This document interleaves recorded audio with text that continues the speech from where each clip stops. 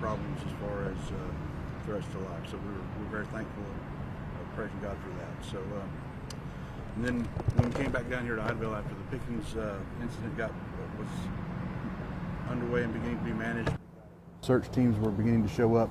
We had multiple search teams from all over southeast Oklahoma. They're all trained SARS teams with the Southeast Task Force, and they came in and we deployed those teams with law enforcement, and they all had tracking devices on. We had some software that allowed us to follow each of their movements, and we went house to house in every grid that we searched, and we went through every house, and we did an assessment of every house, a rough quick assessment of every house. That's how we came up with the numbers.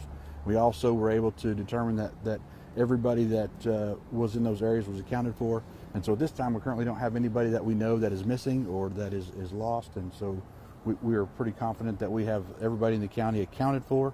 And so if anybody knows of anybody that's not accounted for, we'd ask that they would contact the sheriff's office or call 911 and report those people that are missing if you haven't heard from them, made contact with them as of today, because we know it's been a crazy night and a lot of things going on.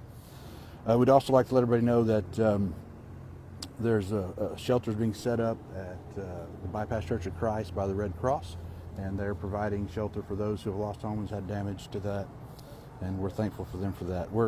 As far as donations go, we're kind of asking people to hold off on that. We've been flooded with donations, and so we're going to set up a monetary fund, and we're working the process on how to do that, so we'll give some more information on that. Probably have that set up Monday, where you can make donations to the McCurtain County tornado that did so much damage.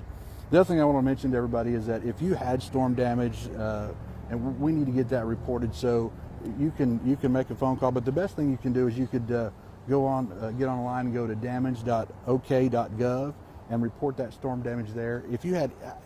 From the littlest to the biggest, please go on and report that. That will help your county. That will help the citizens of this county get the funding that we need to get this incident recovered and mitigated. And so we're thankful that the county suffered as least as it did. We're just also praying for the family, for the loss of the one family member that was lost in this county. So. Now, what's the timeline look like for getting power restored? So we have two power companies down here, PSO and Choctaw Electric. They are working together as a team to try to get that done. Original estimates were to have power hopefully up and going by 8 o'clock this evening. We're optimistic and thinking that might happen a little bit sooner, but as you know, with storms and the damage the way that happens, sometimes you just don't know what's going to happen, and so we'll wait and see. But we're hoping to have the power back on to most everybody by nightfall. That's kind of the goal, and that's kind of what they're telling us, what they think we might be able to happen. But again, we'll just have to assess each one of those as they come forward. What was it like to see the damage this morning in the daylight?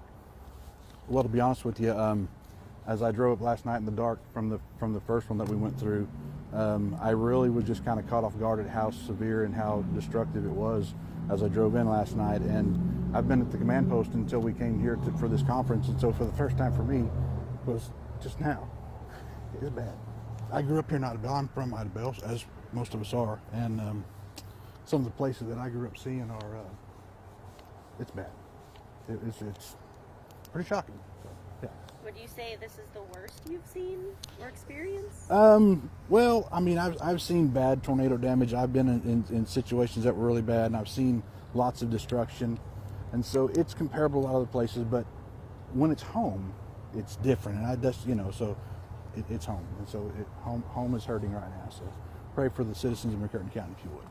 As an emergency management director, is this something common for the area, like tornadoes to this degree, or was it a shock to wake up today and see this? Well, to be honest with you, I mean, we do live in Tornado Alley, right? And so, I mean, yeah, we're on the south end side of we don't get quite as many as you do in the central part of Oklahoma, but we're familiar with it. I mean, people love to go to tornado chasing. I'm one of those kind of guys, and so you kind of expect to see that, but when it's home, it just kind of hits a little bit different. So yeah, it's not unexpected, but it is when it's home.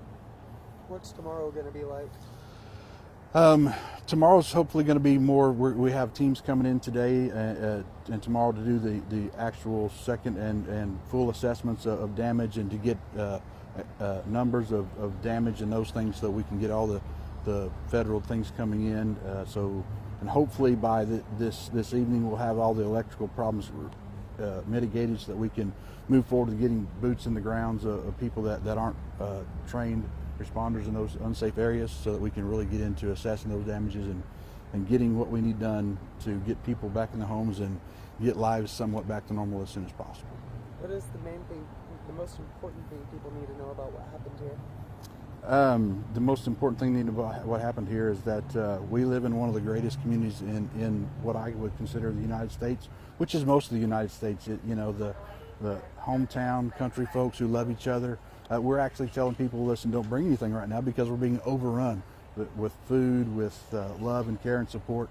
I know when I drove up last night, I was on the first response in Pickens. When I got here, there were hundreds and hundreds of responders, and it was just a sight, a beautiful sight to see community coming together and really rallying around a bad situation. How are you feeling right now? Tired. We're getting ready to have a nap hopefully pretty soon and let some other folks take the helm for a while, and just grateful to live in a community that rallies around each other in tough times. What are you hoping for? What am I hoping for? Yeah. I'm hoping that that through trials and adversity, at the end of the day, we always focus on what makes us stronger and build from it. And hopefully, the next time something happens, we're ready for even what comes next.